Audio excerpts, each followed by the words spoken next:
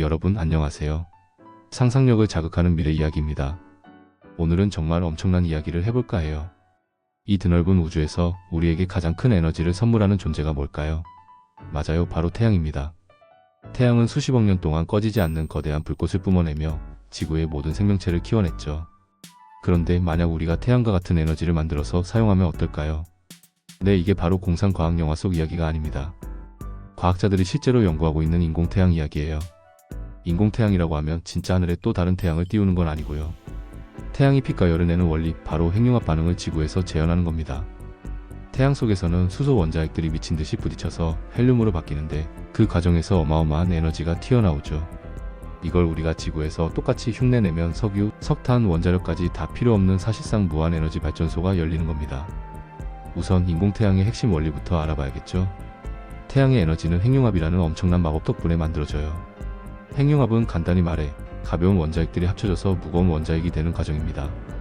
과학자들은 주로 수소의 친척벌인 중수소와 삼중수소를 사용해요. 이 두 원자핵이 엄청난 속도로 충돌해서 합쳐지면 짜잔, 헬륨이라는 새로운 원자핵이 탄생하죠. 근데 여기서 놀라운 일이 벌어집니다. 합쳐진 헬륨 원자핵의 질량이 합쳐지기 전 중수소와 삼중수소의 질량보다 아주 미세하게 줄어들어요. 이 사라진 질량이 바로 아인슈타인의 위대한 공식 E=mc 스퀘어에 따라 막대한 에너지로 변신합니다. 핵분열 발전보다 무려 7배나 더 효율이 좋다고 하니 정말 놀랍죠. 그런데 문제가 있어요. 이 핵융합 반응을 일으키려면 태양의 중심과 똑같은 환경을 만들어줘야 해요. 태양의 중심은 초고온의 엄청난 중력으로 핵융합이 저절로 일어나지만 지구에서는 그게 불가능하죠. 그래서 과학자들이 생각해낸 방법이 바로 핵융합 연료를 약 1억 도씨 이상의 초고온 상태로 만드는 겁니다. 이쯤 되면 우리 머릿속에 질문이 떠오르죠. 1억 도씨짜리 물질을 도대체 무슨 용기에 담아? 맞습니다. 지구상에 1억 도씨를 견딜 수 있는 물질은 없어요. 그래서 과학자들은 플라즈마라는 특수한 상태를 이용합니다. 플라즈마는 원자핵과 전자가 분리된 기체와는 또 다른 물질 상태인데 강력한 자기장을 이용하면 이 플라즈마를 공중에 붕붕 띄워 가둘 수 있어요. 마치 보이지 않는 끈으로 묶어놓는 거죠. 이 플라즈마를 가두는 도넛 모양의 장치를 토카막이라고 부릅니다. 러시아 과학자들이 처음 개발해서 토카막이라는 이름이 붙었는데 자기장으로 플라즈마를 뱅글뱅글 돌게 해서 벽에 닿지 않도록 합니다. 1억짜리 플라즈마가 벽에 닿는 순간 장치도 망가지고 플라즈마도 식어버리기 때문이죠. 토카막은 현재 핵융합 연구에서 가장 성공 가능성이 높은 기술로 손꼽힙니다. 자, 그럼 이 인공태양 기술 전 세계는 지금 어떻게 개발하고 있을까요? 프랑스의 ITR은 인류 최대의 과학 프로젝트라고 불립니다. 35개국이 참여해서 세계 최대 토카막을 만들고 있는데요. 2025년 현재 초전도 자석 조립이 끝나서 무려 항공모함을 들어 올릴 만큼 강력한 슈퍼 자석을 완성했습니다. 목표는 2035년 완전한 핵융합 운전입니다.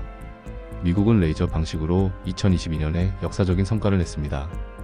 NIF 연구진이 드디어 넣은 것보다 더 많은 에너지를 뽑아내는 데 성공했거든요. 물론 전체 발전소 관점에서 보면 아직 멀었지만 과학적 상징성은 엄청났습니다.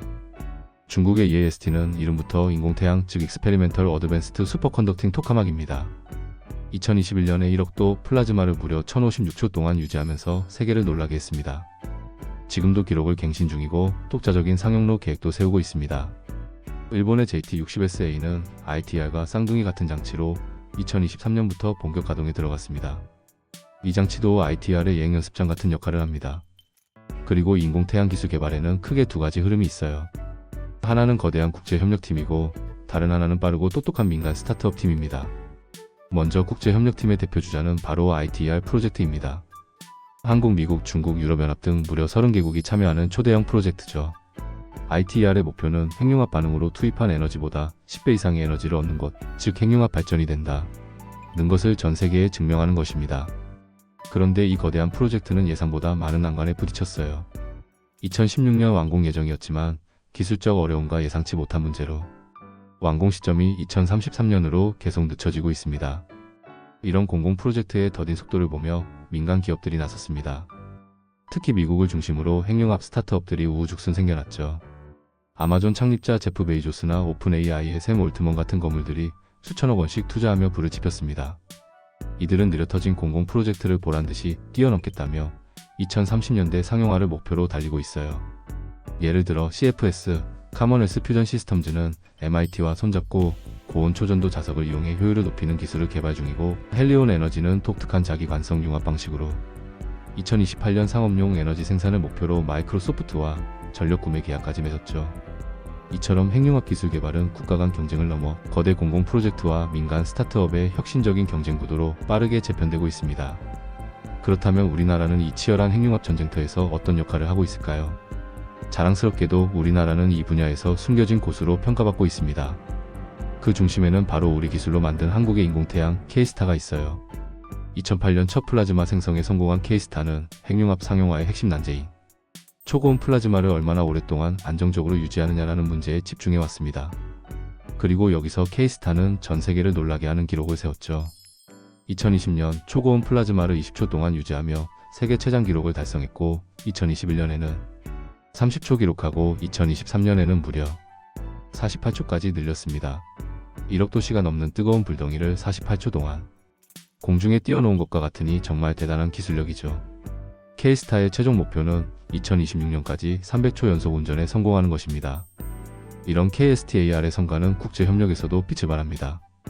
우리나라는 ITR 프로젝트의 핵심 부품을 제공하며 국제 공동 연구에 기여하고 있죠. 이 과정에서 기술적 어려움도 겪었지만 오히려 이를 극복하며 핵융합 발전의 핵심 공학 기술을 우리 손으로 확보하는 중요한 경험이 되었습니다. 이제 우리나라는 K스타를 통해 쌓은 실력을 바탕으로 핵융합 상용화의 속도를 더욱 높이려 합니다. 최근 정부는 약 1조 2천억 원 규모의 새로운 프로젝트를 발표했어요.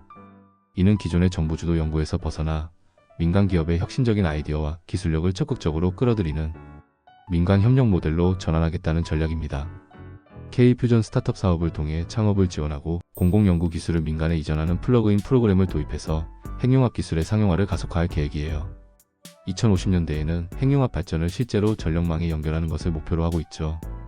핵융합 에너지는 정말 꿈의 에너지예요. 지구온난화의 주범인 온실가스를 배출하지 않고 연료인 중수소는 바닷물에 거의 무한하게 존재합니다. 게다가 핵분열처럼 위험한 고준위 방사성 폐기물을 남기지 않고 사고가 나더라도 핵반응이 스스로 멈추기 때문에 안전합니다. 핵융합은 단순히 새로운 발전 기술을 넘어 인류의 에너지 문제를 근본적으로 해결하고 기후 변화에 대응할 수 있는 가장 강력한 무기입니다. 그리고 그 꿈을 현실로 만들기 위한 레이스에서 대한민국이 중요한 핵심 플레이어로 뛰고 있다는 사실을 잊지 말아주세요. 우리 손으로 직접 만든 작은 태양이 언젠가 우리 모두의 밤을 환하게 밝히는 그날까지 대한민국의 위대한 도전은 계속됩니다. 여러분은 이 인공태양이 우리의 미래를 바꿀 것이라고 생각하시나요? 여러분의 의견을 댓글로 남겨주세요. 다음에도 더 흥미로운 이야기로 돌아오겠습니다. 구독과 좋아요, 알림 설정 잊지 마세요. 감사합니다. 좋은 글 모신 글 좋아요.